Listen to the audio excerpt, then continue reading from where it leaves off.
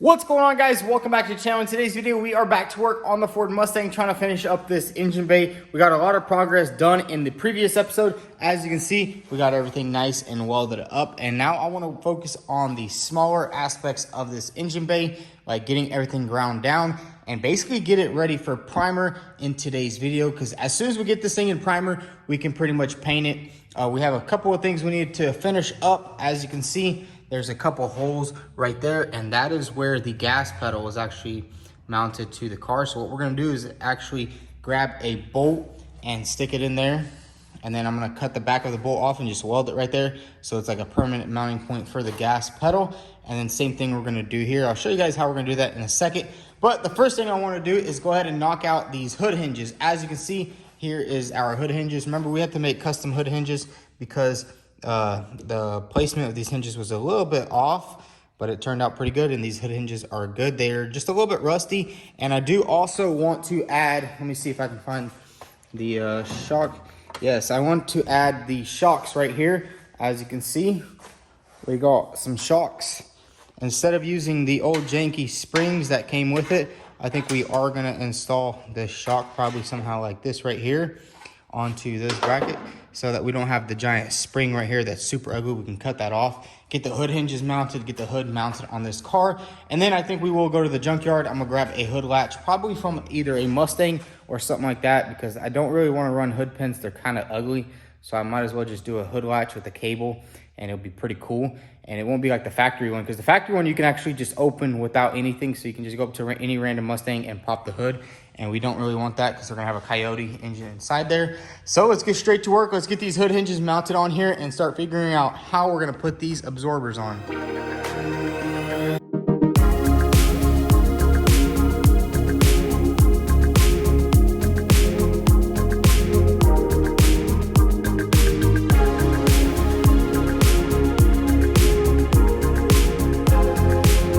So guys, check it out. We got both hinges mounted on the car, and we also threw on these shock absorbers, and check out how well this thing works.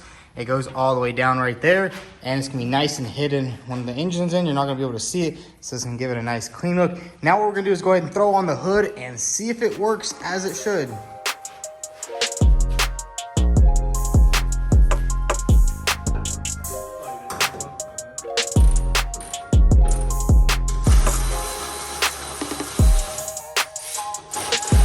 So check it out, guys. We got the hood on the car, and unfortunately these hood shocks are just not strong enough to hold the hood or lift the hood up. They are strong enough to hold the hood up though. Once it's up, it will stay up, but it tends to fall down. I think these shocks are just, they need to be a little bit stronger. I bought them off Amazon.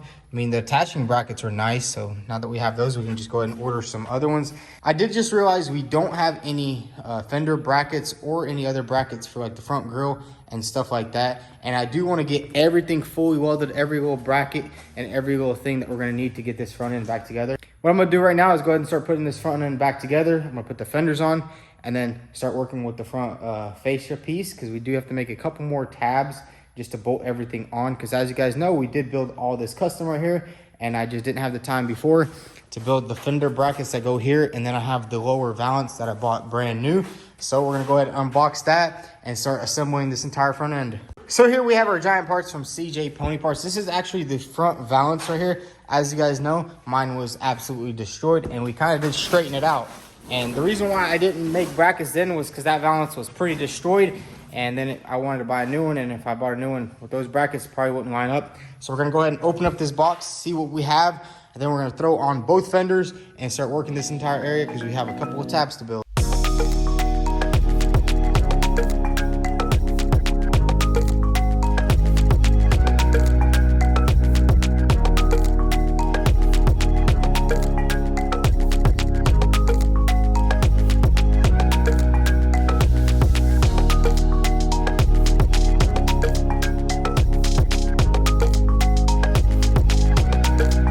So check it out, we got the lower valance on and everything lines up pretty good. We went ahead and spaced it evenly so this valance is perfectly in the center of the car.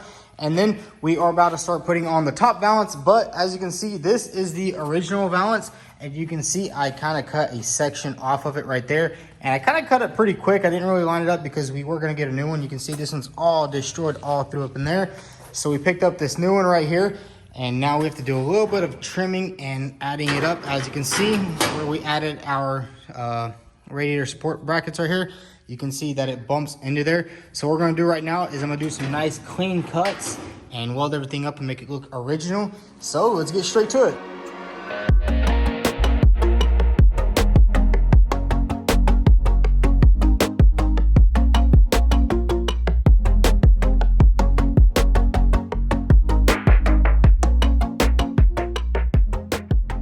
So we got the upper valance fitted on, and we do have a little bit of issues with the fitment. As you can see right here on the side, it doesn't really fit up too good. And I know this is because it's an aftermarket piece, because if we do look at the original one, it's a lot cleaner and smoother right there.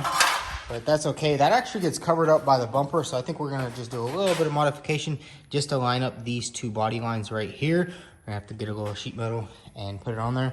And then this side over here is a little bit more jacked up. It's a little janky. I don't know if you guys can really notice it, but I do really love how this driver side fender fits on this car. This is an OEM one, and I'm glad this one was good. You can see all the gaps here are literally perfect.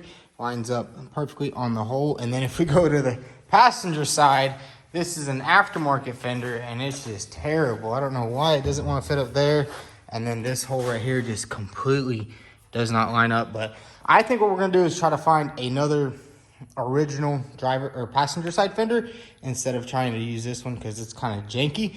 But now what we're gonna do is we're gonna go ahead and build the brackets for the fenders. As you can see, we are missing a bracket that goes here.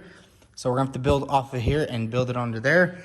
And I did have to actually trim the passenger side fender just like that right there, because as you can see, the driver's side fender actually extended like all the way out to here, and then the factory passenger side fender kind of just stopped right there. So I just trimmed it down both to size. So now what we're gonna do is grab some paper and create a template that's gonna come off of here and basically go to here, and then we can just put some bolts in, because I want to make this front end as strong as possible. I don't want anything being flimsy or just like hanging off. Because you guys know, whenever you hang around old classic cars, you can always see that the gaps are always off. And it's not necessary that they were just put together like that. It's they were put together good, and then just down the road, the vibrations and stuff kind of just loosened everything up. So we're going to try to build as much brackets as possible, make sure everything is bolted on as good as possible, just so we have a super tight front end. So let's get straight to it.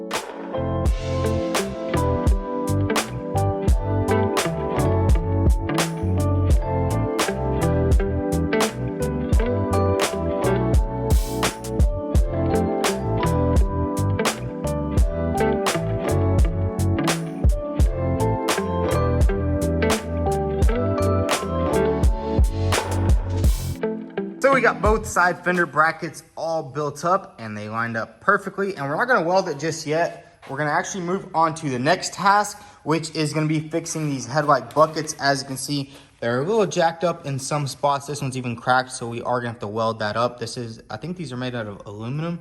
I'm not too sure on that. We'll have to check here in a second. But you can see it's kind of messed up. You can see it's all like falling apart and stuff, and I don't really like it. And then this is the original one off that old Mustang, and you can see I did cut it a little bit right there. But good thing is we do have a new one that we purchased for our fastback, which is now gone, but that's all good. So we're actually gonna swap that out. And what I wanna do right now is basically disassemble these headlight buckets, take the headlights out and start fixing them, because there is a little bit of a damage right here. You can see it's kind of like bent up. I guess they weren't fitting properly and they just ran those bolts in. So let's get these things fixed up, because they are pretty expensive. These right here, OEM ones, are probably like $500 a piece, and then you can get the reproduction ones for $200 a piece.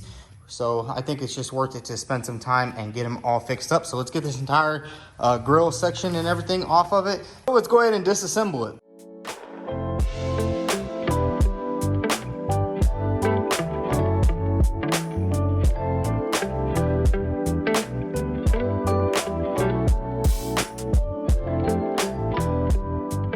So we got both headlight pockets off, and they're not as bad as I thought they would be. And the cool thing is these are actually OEM. If you can see right there, it actually has the Ford emblem. Hopefully they're both OEM, because we don't want no aftermarket junk. And I'm pretty sure these things are made out of aluminum. So now what we're gonna do is we're gonna go ahead and start repairing all of these spots right here.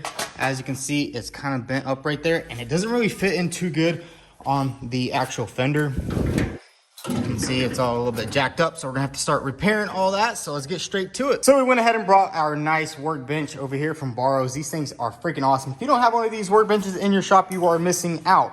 Now we have all the headlight bezels and buckets, and we are also gonna start repairing this headlight insert also. It's gonna need a little bit of adjustment here and there, but unfortunately I do not have a torch for my propane, so I'm actually gonna have to go to Ace Hardware right now and pick it up, because aluminum, when you're working with aluminum, you definitely want to heat it a little bit.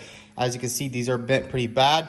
Now, I would rather not risk breaking it or cracking it anymore. So we're gonna head to Ace Hardware real quick and grab a torch. So guys, let's head over to Ace Hardware, and I actually want to show you guys something unfortunate that happened the other day. So we are out here, and here's my beautiful WRX, and check out this side right here.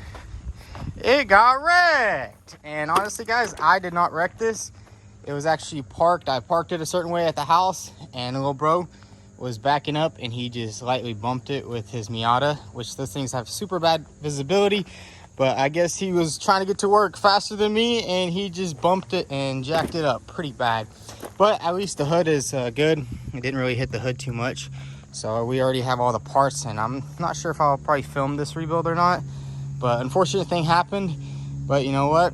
We're gonna get it back to running condition. It's still, the headlight still works and stuff like that. So I've kind of just been driving it while we're waiting for parts from the dealership.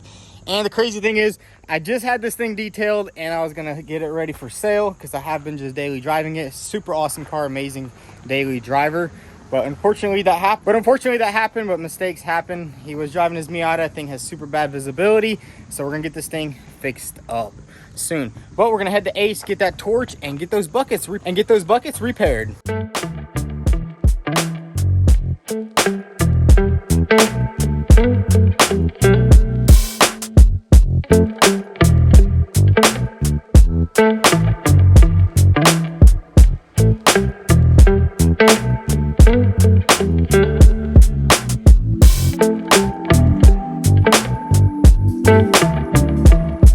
So we just came back from Ace Hardware, and I actually just went ahead and picked up an entire torch kit, because just this little tip right here was $17 and this right here was $20, plus you get a full thing. And then I also found this right here. This is kind of interesting. It's kind of like an 80 grit abrasive, but it's like plastic, and I think it would be nice to get all up in all these little cracks right here, because you can see all the paint's already like peeling off.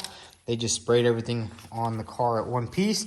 And then we also picked up this wire wheel right here. This is supposed to go on a bench grinder, but it's gonna go on our grinder down there because we live life dangerously.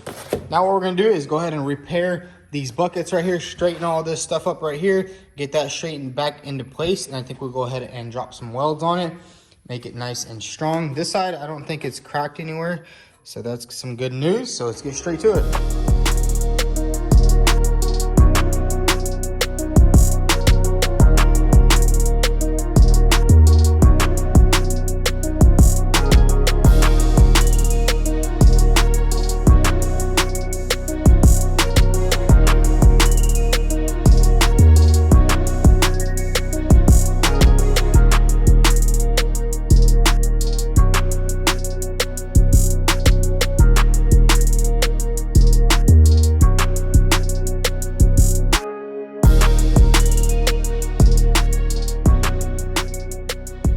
So we got the entire headlight bucket all straightened out, and then I also went ahead and hit it with this wire wheel right here. And man, let me tell you, this thing worked amazing. I guess it's because the other wire wheel I have is like thicker bristles. This is like really super thin, and it just really ate all that paint off. There was like 4 or 5 layers of paint on one of these buckets. And then this piece right here did have a lot of filler up here. It was probably like 1/2 inch, which is pretty crazy, because look, once I sanded off all the filler, now it fits on there pretty good. It lines up decently. It might need a little bit of filler, but you guys might be wondering why we're even messing with this right now. Well, this right here is the final stages of prep work. Once we get this entire front end lined up, all these headlight buckets all lined up and all the brackets made, this thing is going to the other shop, and me and my brothers are gonna hop on it and basically knock out all the body work and get it painted. And then once we get it painted, the engine can officially go back in for good. Once we get the engine in, then we'll start working on the interior. I mean, pretty much paint is the only thing we're lacking at this point. Once we paint the dash, we can go ahead and put all the electronics in. Once we hit the whole body, we can put all the doors on, put the windows on. put the interior in. I do want to get it painted before we mess with any more of the interior. I should have waited on this matting right here. I should have probably waited a little bit because as you can see, I already burned it up a little bit. And that's really not that cool. Probably have to replace some of those pieces or just put more on top, which won't hurt it at all because the more sound deadening you have, the better it is. And basically after we get all those brackets made, everything welded up, all the underside painted in, bam, ready for paint. The rear axle is coming on its way here soon. That should be a pretty easy install, not too hard since we do have the 4-link, we have all the brackets, we have everything, and then we'll just need to get a drive shaft and stuff like that. But man, this thing is coming along. So what I'm gonna do right now is go ahead and grab this headlight bucket. We're gonna attach it onto here, bolt it all down. And I think I want to make another bracket that's basically gonna be bolted onto the bucket and bolted from the car to this actual bucket right here, just to hold everything nice and secure in place. Because there's really not too much bolt. And I think the reason why all this stuff was bent up is because this is only the mounting point, and then whenever you put the grill on, everything gets mushed and pushed. And if you guys remember that old green Mustang, that thing was actually spliced in half, which that's probably why I scrapped it. So let's go ahead and grab this headlight bucket and get it on there and make another bracket.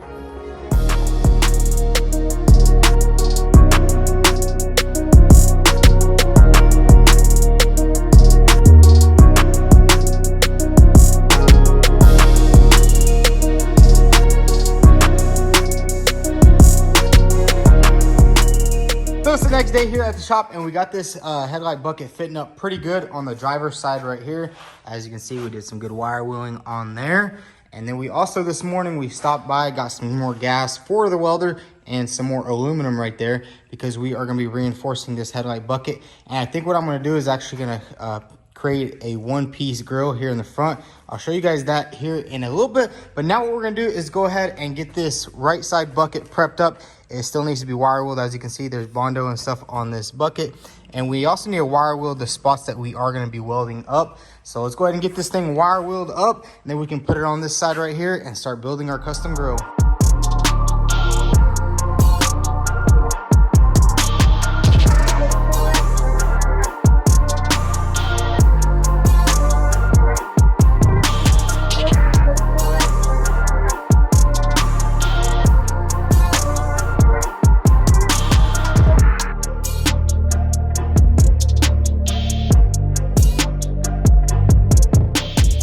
So guys, check it out. We got both side bezels on, and we also threw on the center bar right there, bolted everything together, and it's looking pretty good. The only issue I see on this bezel right here fitting up to this aftermarket fender is just this little bit of a gap there. So what I think we'll do is we'll probably slice it, bend it up a little bit, and then weld it up, because we do have our HDP aluminum welder over there. But this side, beautiful.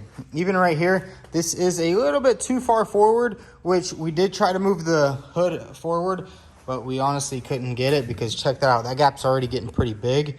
I know there's supposed to be a seal there, so I'm pretty sure the gap is supposed to be pretty big from the factory. But as you can see, it's still a little bit off. So what I'm thinking we're gonna do is simply just sand it down perfectly and then weld it back up. I mean, it shouldn't be too hard to do that. And then same thing over here. This gap is a little bit too big like this, and this bezel is too far forward. So what I'm thinking, we're gonna have to add a little bit of material on the side right here because I don't want to Bondo it. I'd rather just weld it up and then just sand that down instead of putting a lot of filler. And you guys remember there was a lot of filler on this piece right here, and you can kind of see right there. You can kind of see why there was so much filler on this piece. So what I think we'll do, we'll probably just slice it right there. Maybe slice it right here, move it up, because I want to put as little filler as possible. And this right here is literally the most important part of the entire build, because I mean, underneath the engine bay, you can't see that when it's closed. So I mean, you only see that whenever it's popped. But this right here is what has to be 100% perfect. And man, do I just hate these old cars. Just trying to get these headlight bezels into place is just ridiculous. You gotta tweak and adjust everything on them, and I'm pretty sure these cars probably didn't look too good even from the factory. Stuff was probably still misaligned. If you look at today's cars, gaps are still off, and they have freaking millions of dollars of machinery and stuff. So now what I want to go ahead and do is actually build some brackets for this top grill right here. You can see this area is a little bit weak, and same thing with this side. This side's a little bit weaker because the bracket on this thing is broken. So what I want to do is build some tabs that are going to come off of the actual radiator support, and then this will slide onto it and get bolted on. because we want this thing secured. We don't want nothing moving around, so let's get straight to it.